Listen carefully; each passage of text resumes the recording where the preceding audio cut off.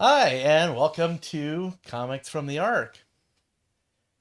Today's date is going to be June 5th, 2024, and we're here to discuss our reads for this week. We have Sterry McLookerton and me, Jeff Strand, coming to you from the Ark. So, Devin, what did you read this week? Um, this week, well, actually, it was last week. This week, because we're doing this as a repeat of the last week that didn't I actually was trying happen. to, And subtly avoid mentioning well, that, but we'll I did go ahead put and it in the discuss it. description. Well, it's actually okay. Our software I'm failed us. old and I don't do well with technology, so it's cool. So I'll whatever. vouch for that. I'll be shaking my cane later. Um, I promise, actually. But no, I read Call to the Lamb. Man, I'm trying to remember who actually put this out now that I looked like 10 minutes ago. Oh, Oni. it's Oni Press. Okay, so I read this one mostly because I kind of dug the cover, and the base description sounded kind of cool, the cutesies, kind of coming back around this and that. And it's kind of this demonic cover with this like super big eye cutesy lamb on the cover. And Almost chibi. yeah, super close to that. And so I was like, okay, I'll give this a shot.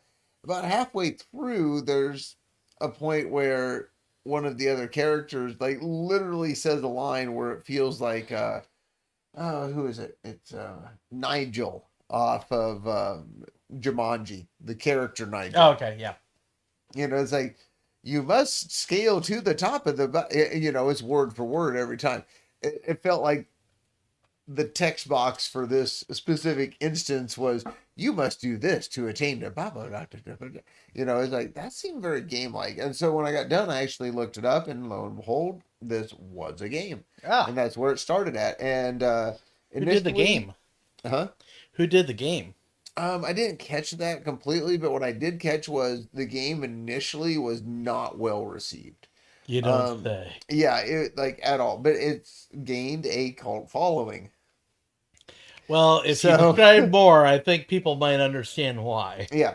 So anyway, Call to the Lamb really boils down to it.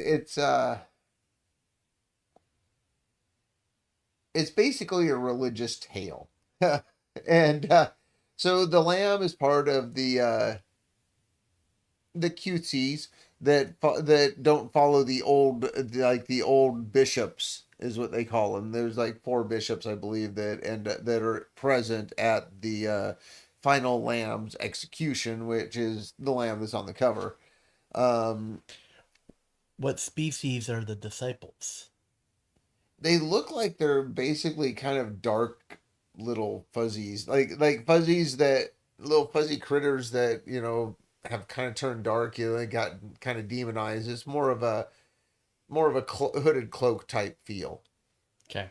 So I guess maybe a darker version of Vivi from Final Fantasy, the Black Wizard. Okay. You know, a little bit darker version. Not so much straw hat, but like black hooded cloak. Okay. Anyway, so they execute the lamb, and it's kind of almost heart wrenching because when they're doing the whole final walk up to the execution site, the lamb's asking questions like, "Does it hurt?" And the guard's answers are just really straightforward and callous. Things like, "I don't know, I've never been beheaded before." It's like, and so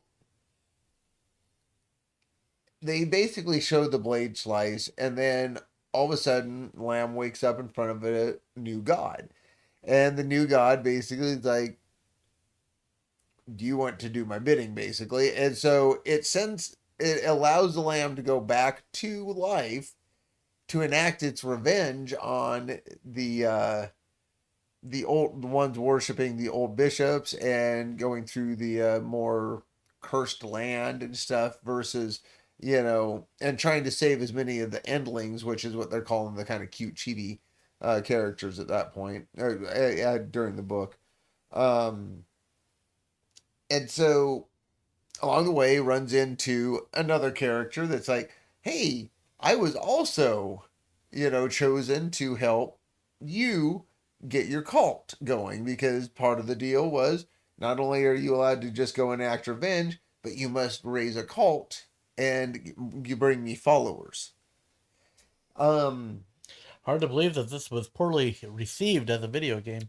right? It seems like it would be a pretty convoluted story going through in a video game, and but what I find interesting about it is you have the group worshiping the old gods that execute the lamb that comes back to life, and then going into other stories, you have another part of the story. You've now got the lamb, who is trying to spread the word of the new god. Have somebody show up and say, "Hey, I'm here just to help you spread the word." Huh? Both of those seem kind of familiar.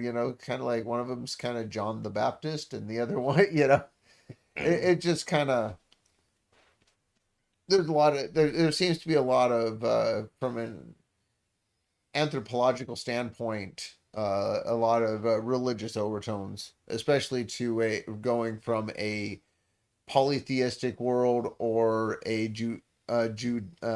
Jewish world, prior to Christianity coming about to Judaic. Judaic. Thank you. Um, Prior to Christianity coming around, and then all of a sudden um, The division. yeah, yeah. Not only the division between the Jewish people and the Christian people, but the idea that there was a rejection of the polytheistic at that point as well. Um, anyway, going forward with this, so they end up they're heading back and they're going to go find their place where they're going to create their cult and everything, and they come across two of the Darklings getting ready to sacrifice one of the endlings. I think, and I'm pretty sure it's endlings, what they call them. It's like the last of the cutesies. Um, Now, are all of them lambs, or are they? no, this is like some little purple, like two. It's not even like a regular anthropomorphic type character. It's a purple thing. But anyway, the lamb basically rolls in, slaughters the executioners. I believe you mean bunny, purple bunny. I don't think it's Bunny though.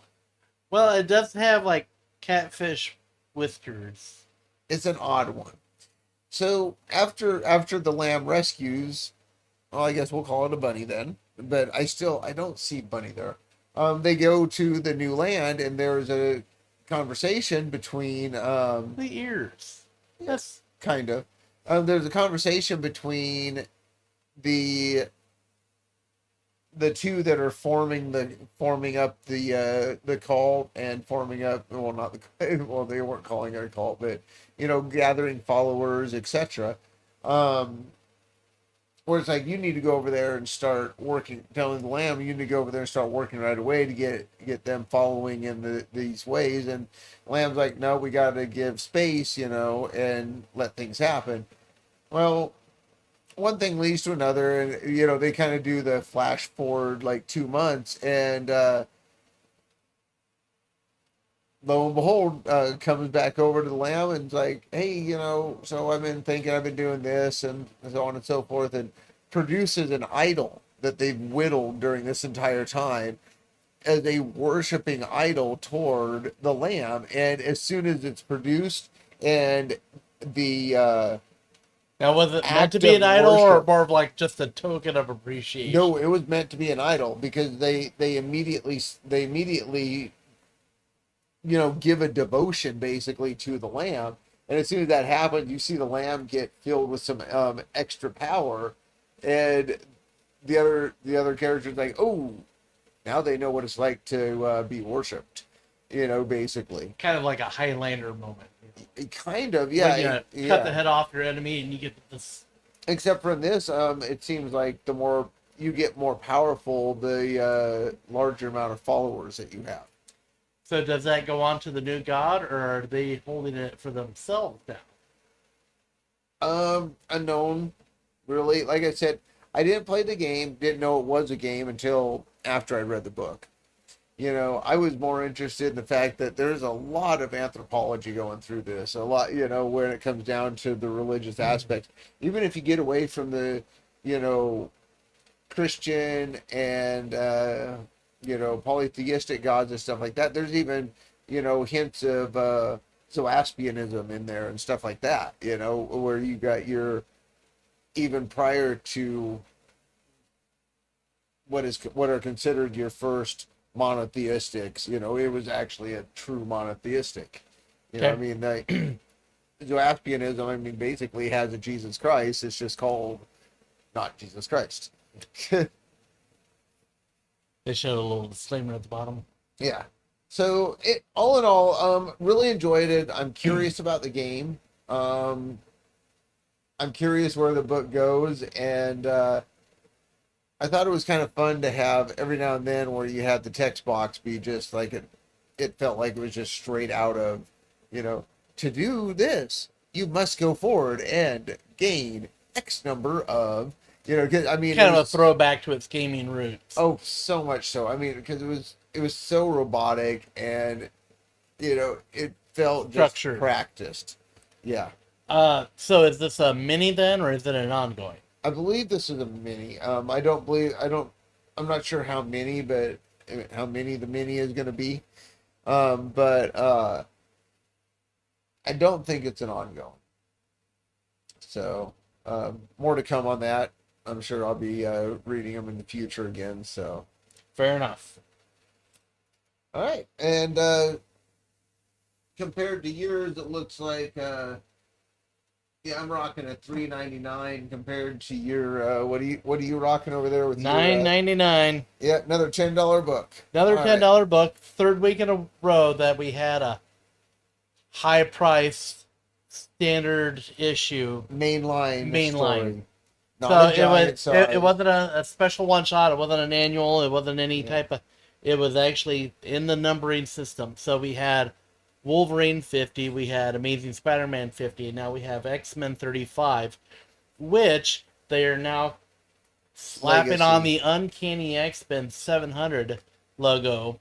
And first, that bugs me, and I won't lie. My OCD is kicking in. Ever since they started the island, they have not had an Uncanny X-Men book. They've had X-Men, and then they even ended that run of X-Men and started up a new volume of X-Men without an adjective. And so you would think that that would go to the numbering of... But they counted both of them, right? I think so. Well, when they relaunched the second volume of X-Men during the whole island thing, they started over with yet another number 1. Yeah. But I'm not sure if they're counting it towards the adjective list run from like 91. All of a sudden now they said, well, this is Uncanny X-Men 700. So Well, that's what I'm saying is, so are they, to get to 700, if you do the math on it, would all the actual X-Men runs during the island have to be included to get to that 700? I think that, yeah, you would Yeah. have to count the first and second volume of X-Men, Yeah. but not X-Factor, X-Force. Or... Yeah, no, I'm not, I wasn't talking about those. I was just talking X-Men Plus, I themselves. think that they are also counting the Uncanny X-Men that came out before the island when they were doing War of Realms. Yeah. So they had 22 issues there as well. Yeah. So I think between the three of them, it added up to your 100 issues to bump it up to 700. Which can make sense, because let's really think about this. There was an initial 141 issues that weren't listed as uncanny, quote unquote. I mean, yeah, the uncanny got added to it earlier 142. than that. Well, Yeah, they added it to the title, but it wasn't officially part of the title. yeah, until 142. Kind of like how But Iron Man was invincible you still for a had number at of years, least- but it was classified as Iron Man. Yeah, but so you still had pretty much close to 100 issues where without that on there, where it just was X-Men, basically. But then So- simultaneously, when we had Uncanny X-Men and X-Men, Yeah. then at that point they should have started hitting the landmark issues faster than if you're going to count Except it. for they were running simultaneously, whereas in this case, it wasn't a simultaneous running. This was a sequential running down the line. You went from the old Uncanny into the the books from the island instead of having the X-Men run and the Uncanny run being side by side in the 90s.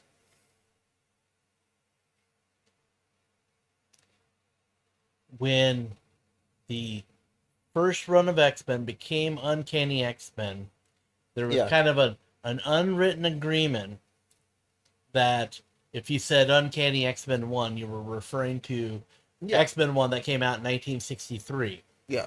And so at that point, it retroactively got tied to those issues. Informally, unofficially.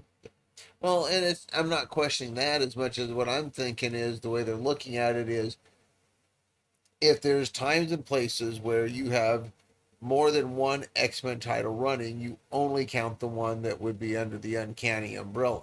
However, if you only have one X-Men title running at the time, that X-Men title counts toward the Uncanny numbering, is what it sounds like they're doing. Oh, because it's the flagship Yes. X-Men title. Yep. Okay. Well, flagship mutant title, I guess is what you'd say, actually. I suppose you could. But now we're going to be starting up a new run of 3 different tentpole books. Yeah. We're going to have Exceptional, we're going to have Uncanny, and then we're going to have Adjectiveless. So then, are we going to then differentiate and say that the Uncanny goes to the Uncanny, and X-Men goes to the 91 run? That would be my guess. I mean, honestly, because and then Well, it sounds but like then the new are they one going to would be its count? own.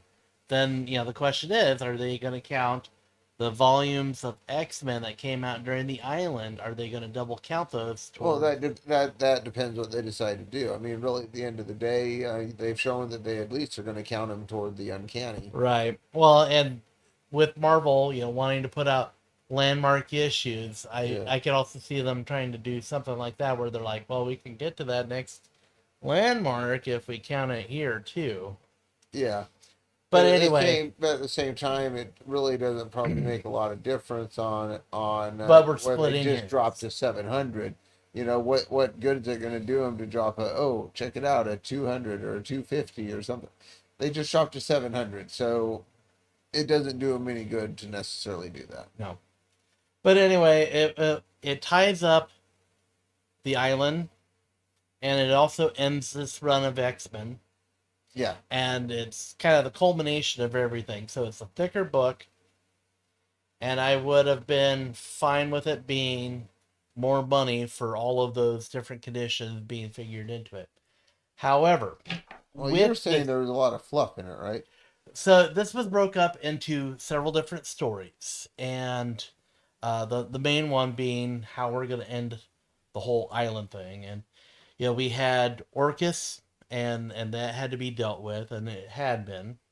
And then we had to worry about the Dominion, the artificial intelligence that gained sentience and then somehow achieved almost a godhood of omnisciency. Yeah. And that got dealt with. Well, now we still have the physical island itself. You have to do something with it, or else you can return to the island. And so they culminated it so that the island is off the board for now. However, they left a back door into this where at any point in time an achievement can be unlocked and the island could be an option again. Okay. And that doesn't sit well with me because I've hated this whole island bullshit this entire time. And I wanted them to salt the land and just call it done. Yeah. And instead they kind of wishy-washied and they said, well, at a point in the future open. we can return to the island. And between that and the art style changing every few pages, because we start on Xavier in a prison transport. Yeah. Wolverine shows up. There's a confrontation there. Magneto shows up, and it changes flavors. Is the best way I can describe Yeah, it. well, it's basically the feel you get from the art, whether how they portray the emotion is going to be different for different artists. Right. So we, since we're getting rid of the island, they have to set up a new set of antagonists and different scenarios, and so we had a couple main characters that have been antagonists in the past, and they've started working on evolving these characters so that there's someone or something to fight Yeah, in the future issues that are going to be coming up. And so, not only is it bringing in the end to this era, but it's trying to set up the next wave. And so, I can appreciate that. However, the art changes, and some of it is very jarring, and more than one page was just kind of like shit drawing. yeah. If you're going to make this a Well, landmark issue, you might want to get someone good in to draw this. well, it's like you were saying. It's a lot of just not the greatest writing. But you have that going on multiple places right now. I mean, take a look at this God series. We're getting ready to release what number 8 of that, I think, this coming week. And I mean, that thing it's rough. Like I was getting really into the new Immortal Thor storyline, with the whole, Chad Hammer, the Thor van and stuff like that. And then they just like abruptly like just straight ended it and dropped back into the God storyline again. And I lost all interest because I don't know, when you have to spend like 3 text boxes just to name the person you're talking to, there's a problem. Well, and I've gone on several occasions talking about how wonderful I think Kelly Thompson's writing is, Yeah. and Jonathan Hickman is almost the opposite. Kelly likes to get down to the personal, intimate Mm-hmm. details and show dynamics and show emotion and dynamics, and Jonathan Hickman is like this philosopher on crack that's Yeah. trying to imagine if gods had gods and try to push boundaries and expand everything out, whereas I kind of want something a little more intimate, a little, Well, not confined to a box, but something more character driven than concept driven. Well, and being confined to the box isn't always bad because sometimes going out of the box screws up the story. A good example of that being the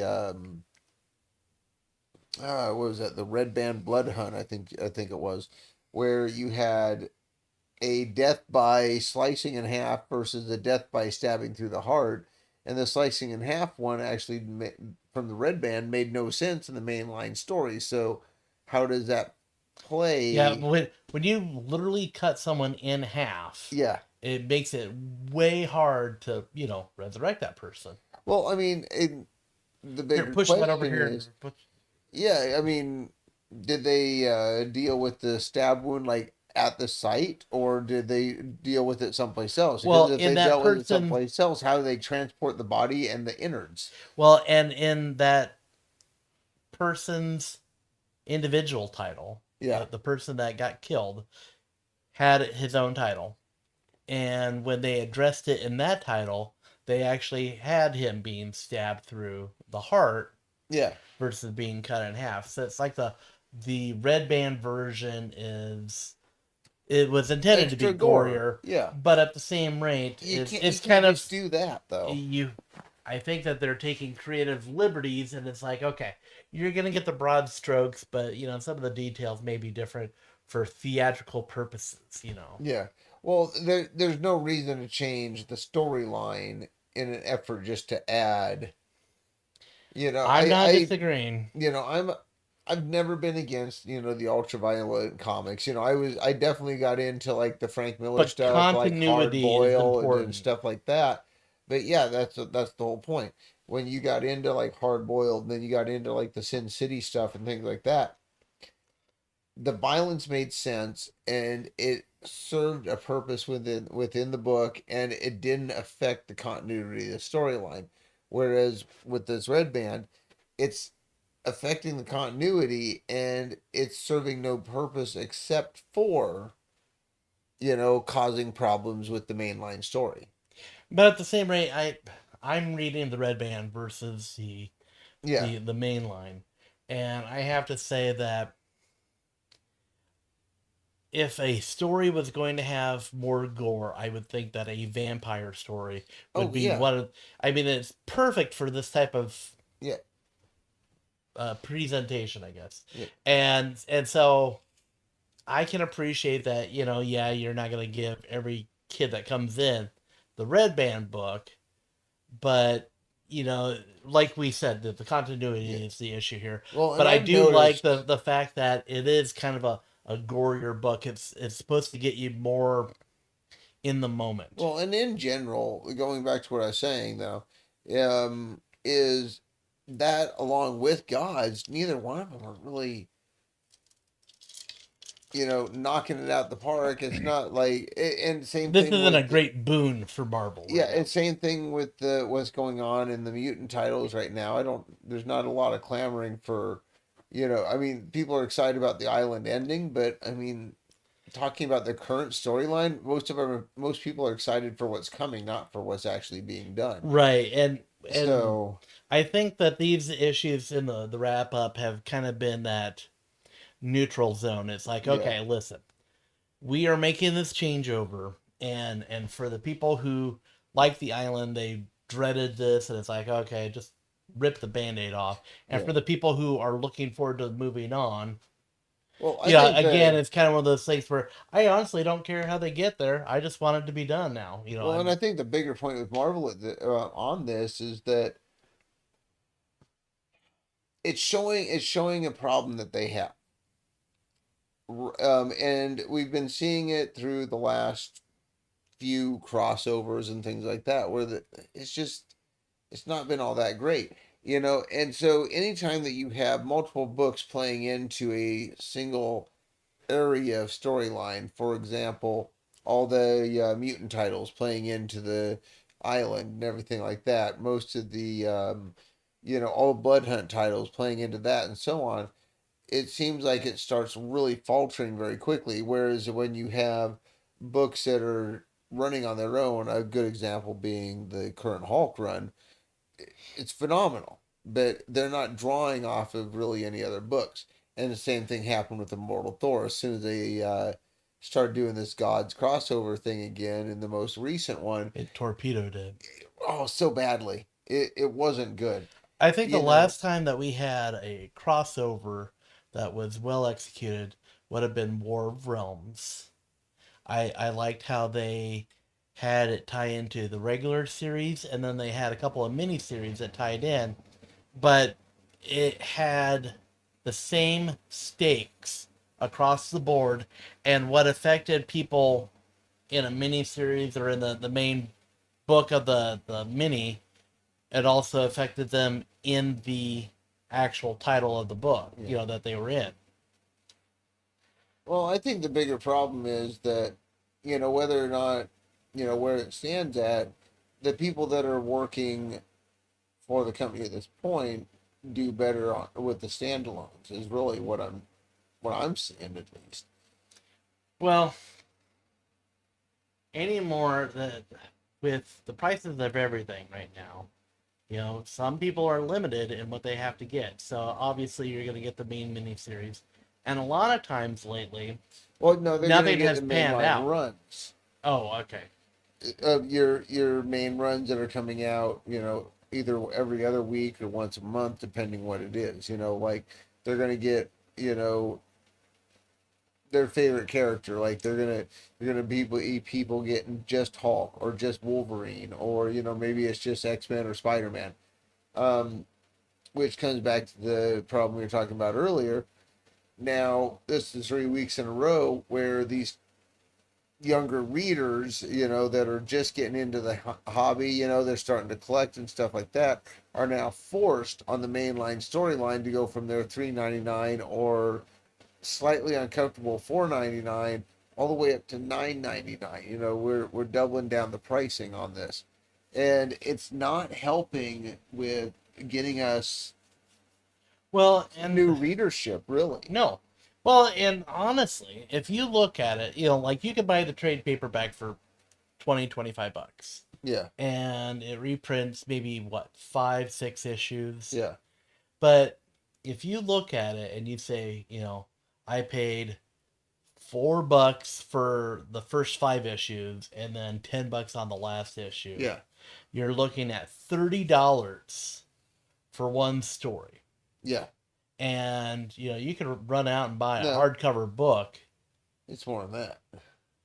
if you did 5 issues at $4. Oh, 5 issues. Okay. Yeah. That would be 20, and then the sixth one being 10, then you're Yeah. at 30. Yeah. So that's $30 for a storyline. Yeah. Yeah. Or if in this particular case, as long as they've drug this out. Yeah, it's 30. This is issue 35. So you figure worst, lowest possible is $4 a piece. For 1 through 34. Then you have to say, well, I paid $30, $40, $50 for this storyline. Was it worth it? And when you get to that point where you're so invested, you could say, well, God, I could have spent that money on. But think about it from this aspect. You're collecting along, and for example, 35 is bad enough, but where did they do it on Amazing Spider-Man? 50. You were 50 issues in, and then all of a sudden they're dropping that $10 title. It's not like they're doing it earlier on, to kind of deal with it. And now that they've got you kind of in the, okay, I've bought it, when they come back with the next one, and let's say you were running a $3.99 book before, and they come back at $4.99, you're not gonna be as questioning of that since you've already paid $9.99 for the most current. So I mean, I see where they're going with this, and they're really trying to do some really tricky marketing and everything. But at the end of the day, they're acclimating you, and then yeah, drop a hurt, and then people kind of walk away a little tender. But it's like, all right, well, it's not as bad as that. But but the problem that we were gonna have is the crowd that we need to be really marketing toward to be able to bring in the next generation of collectors are not going to want to spend these big money. The big money that goes into this, they're going to be digging through my dollar bins and stuff like that. Or not even bothering, and then taking all that money and then putting it into a video game or something else, and just say to hell with it. Yeah, exactly. If you're going to be, okay, let's quick here. 30. So if you were at $4 a piece, you're at what? 120 right there, basically, at 30 of them. So basically 150, 150 after the 10, and then the extra pull over. $150, you pretty much got yourself a Nintendo, or a pretty good chunk of another gaming system or something. But you're absolutely right. Why? What's the benefit? Right. So they're kind of pricing themselves out of business. Yeah. The other stories in this particular issue, one was dealing with the Mystique, Destiny, Rogue, Nightcrawler family dynamic, and kind of addressing some of those issues that recently got either untangled or more cluttered. I can't decide which. But they've turned this into a full family now, and so there's a segment dedicated to that. Well, and that's that Uncanny Spider-Man run, right? Uncanny Spider-Man, and then the wedding issue that they did for the Marvel Voices Pride, which was also a $10 book, basically. Right. And in between the main story and that, we had a Charles Xavier in prison story. Okay. And then after the Nightcrawler family, we had another Xavier story where he's checking in on the students, and it gives us a flash forward to what's going to be coming up for the X titles and the Phoenix solo book. And then they took Xavier off the board for the time being. But again, it's comic books, so it you really can't really get too invested. Oh yeah, because nobody stays dead. Nobody stays immobilized. They'll circle around.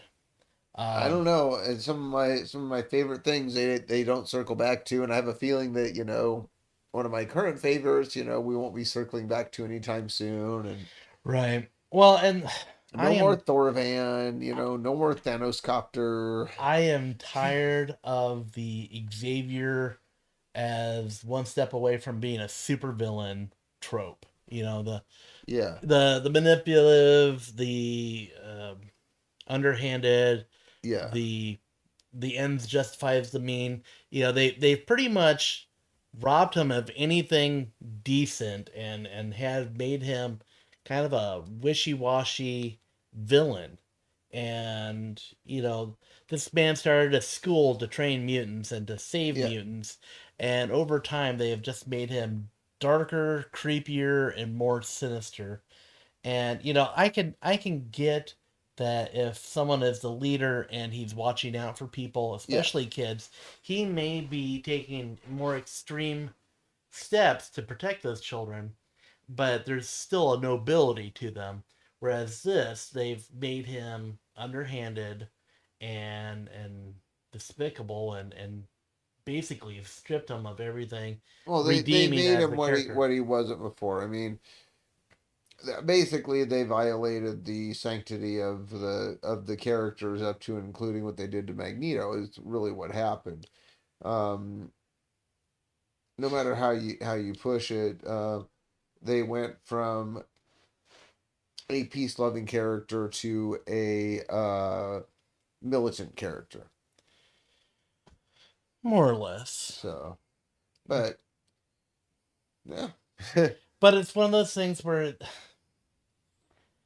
it's just tired, and where's the great story of redemption or overcoming challenges, or these are the things that you yeah, want to try to capture the positive notes. These are supposed to be heroes and this is what they're doing.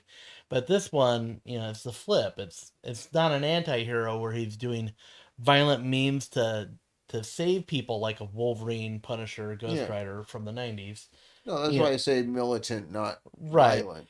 So now we just have swarmy, creepy, Yeah, underhanded. It's like, okay, so why did he do all this to begin with? yeah, And so then again, the whole logic loop. Like, hey, if we can resurrect people, why does Karma still have her prosthetic leg? Why does Cyclops still not have the ability to control his yeah. optic blast? They Well, at the end really of the didn't day, follow yeah. through on a lot of the. Well, regardless of all that stuff, at the end of the day, the way they flopped the characters around so much on the island from what they were in the, 60s, 70s, 80s, and going through that time period, now we're hopefully going to see it kind of go the other direction again. Um, but I don't know. We'll have to. It's one of those that hopefully we'll see what happens, and I'm kind of hoping that we go from having the plethora of mutant books that we have currently down to a little bit more manageable number. Um, it's looking like it right now in our previews, but we'll have to see if that holds. Well, we have three X-Men titles. I know that we're going to have Storm, Phoenix, Dazzler, and Wolverine.